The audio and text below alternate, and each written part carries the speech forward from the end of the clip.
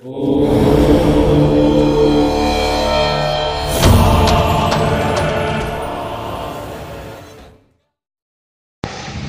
ಕನ್ನಡಿಗರಿಗೂ ನಮಸ್ಕಾರ. YouTube RK ಪ್ರೊಡಕ್ಷನಿಂದ ಅನ್ನದಾತ ಚಿತ್ರ release ಆಗ್ತೈತೆ. ಎಲ್ಲರೂ ನೋಡಬೇಕು. ನಮ್ಮ ರೈತರಿಗೋಸ್ಕರ ಹೋಗಿ ನೋಡ್ಬೇಕು. ಎಲ್ಲರೂ ಲೈಕ್ ಮಾಡಬೇಕು, ಶೇರ್ ಮಾಡಬೇಕು.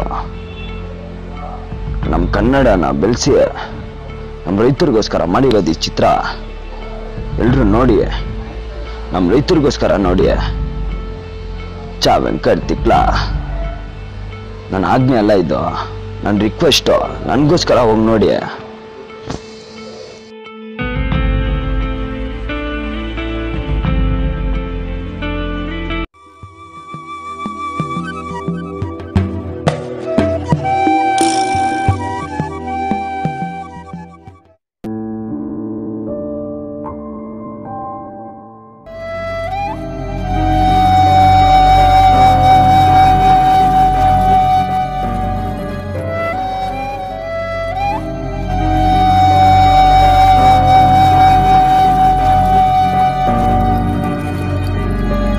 ಇದ್ರೆ ಆಗಲ್ಲ.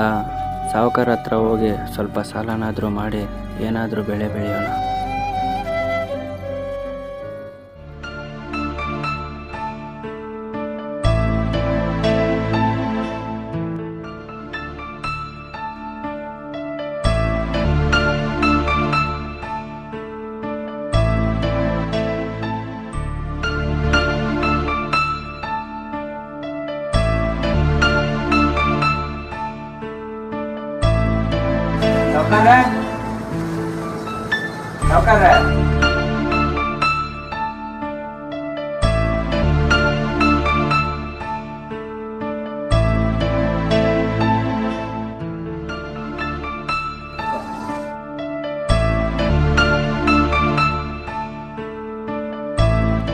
ಏನನ್ಮಂತು, ತುಂಬಾ ದೂರ ಬಂದಿದ್ಯಾ?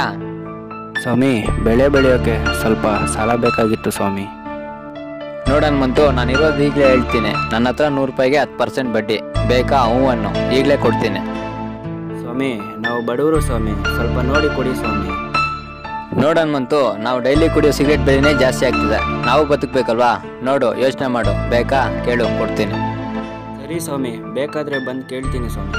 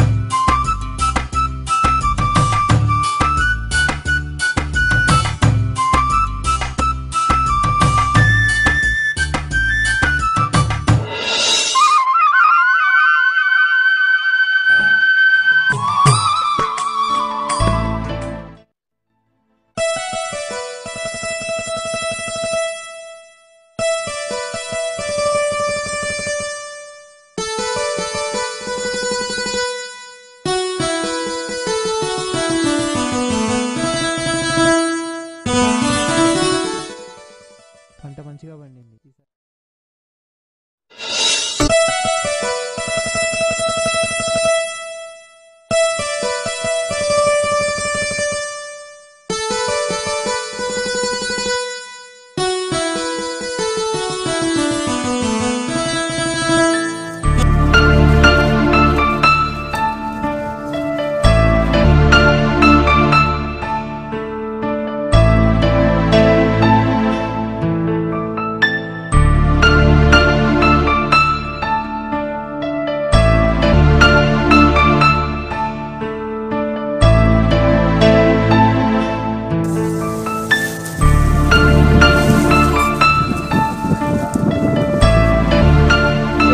ಚೆನ್ನಾಗಿದೆಯಾ?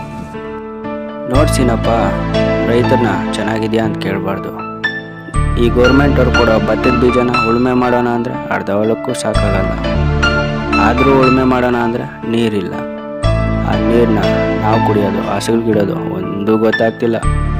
ಆದರೆ ಈ ಜನಗಳಿಗೆ 3 ಹೊತ್ತು ಊಟ ಬೇಕು. ಅದೇ ಊಟ ಹಾಕೋ ಈ ರೈತನ್ನ ಯಾವನೂ ಕೇಳೋನಿಲ್ಲ. ಆದರೆ ಈ ಸಲ ಫಸಲು ಚೆನ್ನಾಗಿ ಬಂದಿದ್ದಲ್ಲ. ನೋಡು, ನಾನು ಈ ಗೌರ್ಮೆಂಟವ್ರು ನಂಬಿ ಇದು ಮಾಡಿಲ್ಲ. ನನ್ನ ಜಮೀನು ಪತ್ರ ಸಾಹುಕಾರ ಹತ್ರ ಅಡ ಇಟ್ಟು ಬೆಳೆ ಬೆಳೆದಿರೋದು. ಏನೋ ದೇವರ ಆಶೀರ್ವಾದದಿಂದ ಈ ಸಲ ಫಸಲು ಚೆನ್ನಾಗಿ ಬಂದಿದೆ. ಸರಿ, ಯುಗಾದಿ ಹಬ್ಬ ಜೋರಲ್ವಾ? ಯುಗಾದಿ ಹಬ್ಬಕ್ಕೆ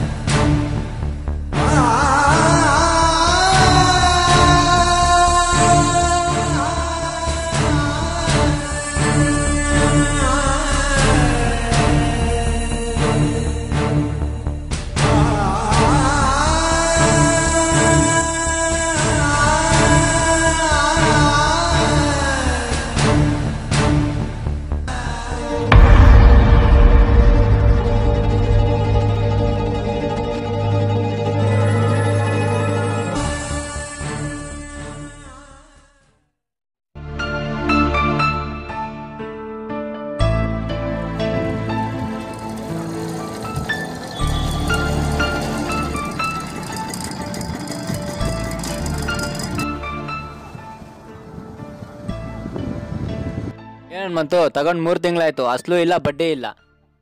ನೀವೇ ನೋಡ್ತಿದ್ದೀರಲ್ವ ಸಾವುಕಾರ್ರೆ, ಈ ಸಿಡಿಲು ಮಳೆ ಬಂದು ನಮ್ಮ ಬೆಲೆ ಎಲ್ಲ ನಾಶ ಆಯಿತು.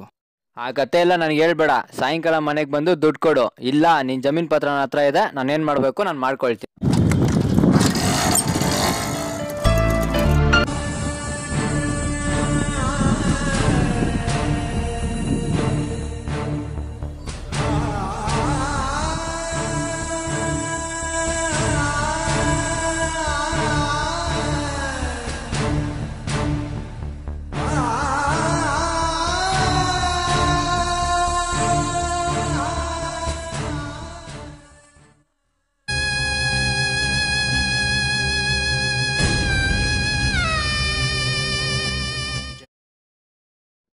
ಜನರ ಹಸಿವಿಗೆ ಅನ್ನ ಬೆಳೆದವರು ನಾವು, ಪ್ರಾಣಿ ಪಕ್ಷಿಗಳ ಕಾಳು ಕೊಟ್ಟವರು ನಾವು, ದನಕರುಗಳ ಮೇವು ಕೊಟ್ಟವರು ನಾವು, ನಾಡ ಕಾಯ್ದವರು ನಾವು, ನಮ್ಮನ್ನ ಕಾಯೋರು ಯಾರು?